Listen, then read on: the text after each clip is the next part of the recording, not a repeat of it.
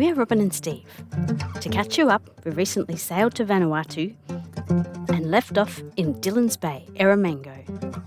But now we're heading to the big city, Port Vila. Although it was fun to see the beautiful murals and giant beer bottles, we were really here for the markets.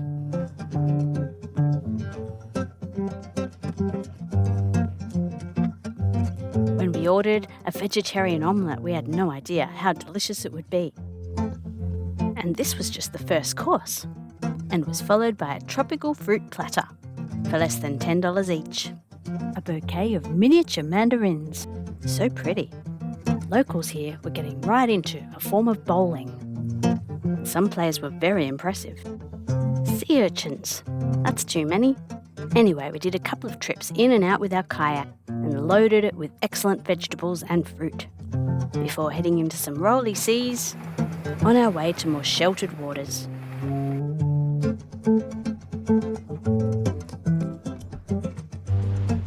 We were keen to snorkel. The waters here are crystal clear. There wasn't a lot of coral to be seen, but what was there we could see clearly, as well as little fish.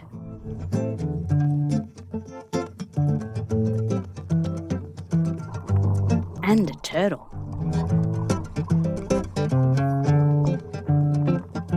Anchoring amongst these rocky, cavernous seafloors can be a bit sketchy. We've gotten used to floating our chain, which does help a bit.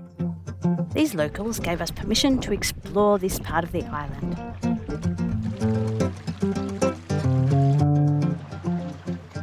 With its beautiful freshwater springs and rivers, under lush forests. The track kind of petered out in a banana field, but we did meet the owner of this beautiful dugout canoe and learnt from him the popular local phrase, "Nice one." This is Gavin, who picked me up from the boat for a bit of a tour of the island, where the local women were taking part in a bit of a weaving production line, from flattening the fibres to stripping them to size and then to weave them into all kinds of things. Such valuable skills. If I were here longer, I'd love to learn. Gavin took me to see a local cave. Gavin told me a bit about the grisly history. Legend has it that in the late 16th century, a chief died here, and he was later buried elsewhere with his wives, who were not yet dead. This was a long time ago. Gavin convinced us to have a bit of a snorkel, right where he guided us to be anchored. And we were grateful for his tips, both to snorkel and where to anchor in this tricky terrain. We did manage to drop the anchor in sand. Reassured by this, we kept snorkeling.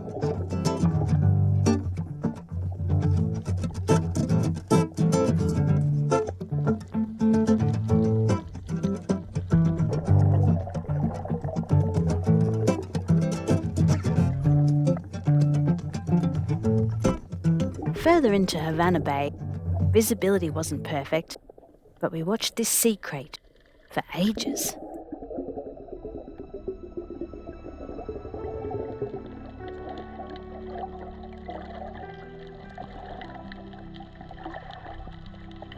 These old boulder corals made a forest of sorts, with this beautiful sea snake to weave its way through.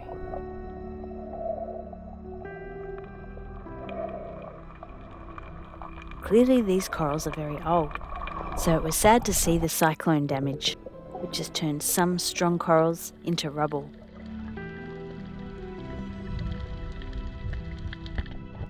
I wonder how long it'll take for this to grow back, but I hope it does. Although there were 2 Category 5 cyclones last year, it was Cyclone Pam that carried this mega yacht away.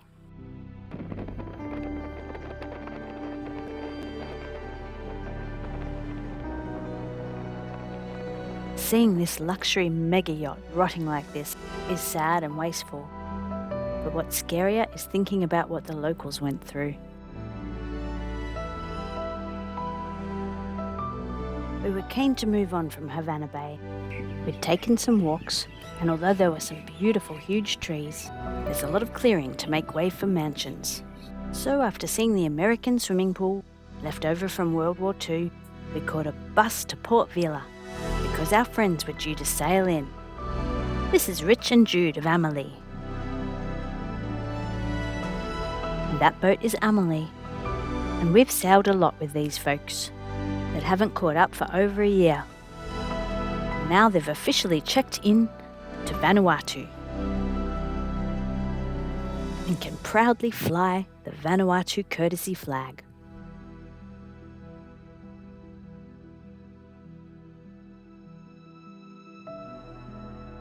Once checked in, they swapped locations and thankfully didn't bump into the overhead power lines. Phew! Steve and I caught the bus back to Havana Bay.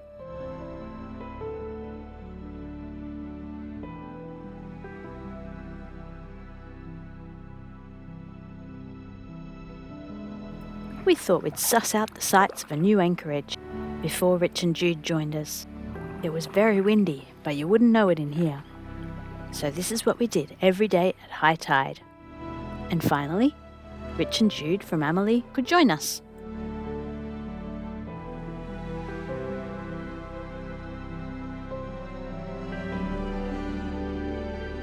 Once it had calmed down back on the boat, I could take advantage of these flat waters while they lasted, because we were heading to rollier anchorages, where this just wouldn't be wise to do. It was a squally trip to Nguna, but we were keen to take a walk on this beautiful cloud-capped island. There's only a small sand patch in which to anchor, so here Steve is guiding Amelie to anchor in the right spot, before going on what we thought was a little walk on a track. Ha! We were wrong.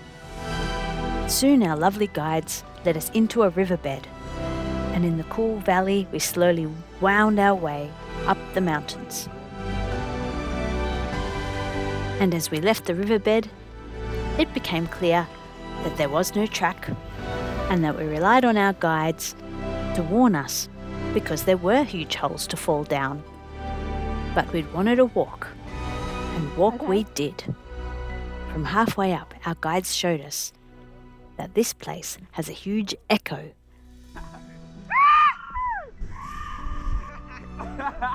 Sung once but heard twice. We had not dressed appropriately for what we thought was going to be a little walk. Yeah. We were actually quite lucky to get away with it. But we did, and so we loved it.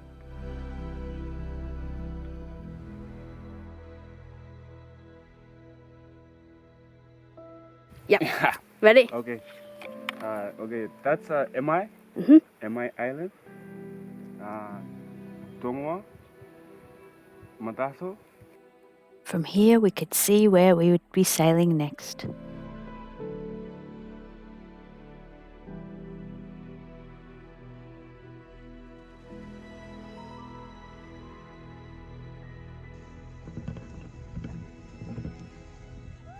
What we didn't know is that we were less than halfway, and that the second half was going to be quite challenging.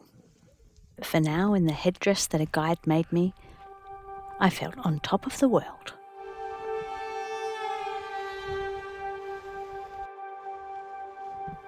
We fell down repeatedly on the way down, so slippery. But the guides were falling down too, which was strangely comforting. As it turned out, they'd never taken guests on this walk before. Usually they'd go up the other peak. So as it turned out, we were their guinea pigs. We were a bit wrecked but happy and sweaty at the other end. Any thoughts? Excellent. Excellent. But weary. Whew. Good job. Yes. We'd thought we were coming back for lunch, but it was way after lunch, so we went for a swim and checked the anchor chain, which had wrapped around a rock. Steve took a deep dive and unplucked it, while I watched nervously from above.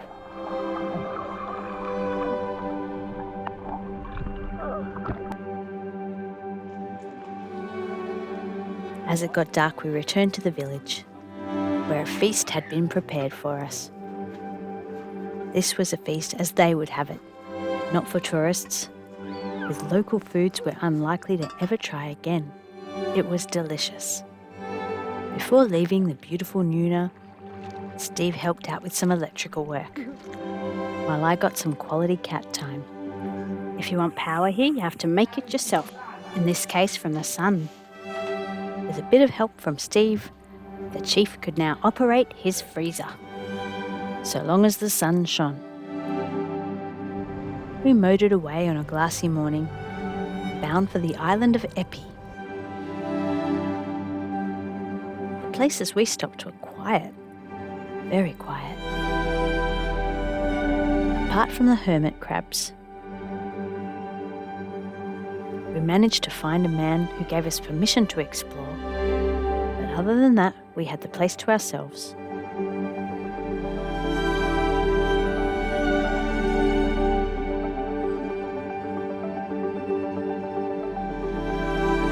We had a peaceful little sail, and we each relaxed in our own way.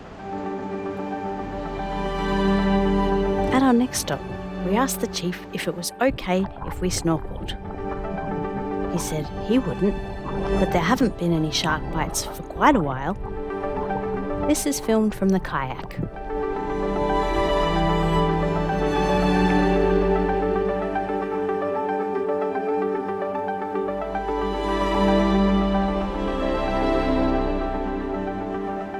Some friendly kids showed us around. It's normal for kids to have machetes here. It's a necessary tool. First, the kids showed us to the river, Your camera's foggy. and then to the black sand beach. Oh yeah, my camera has fogged up and is slowly dying, but that's another story. Back to me doing a cartwheel.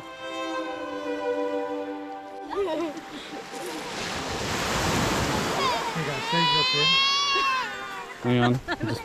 Let me just warm up a bit. And the crowd went mild. Oh well, pretty soon I get a bunch of people, including the chief, to cartwheel in another village.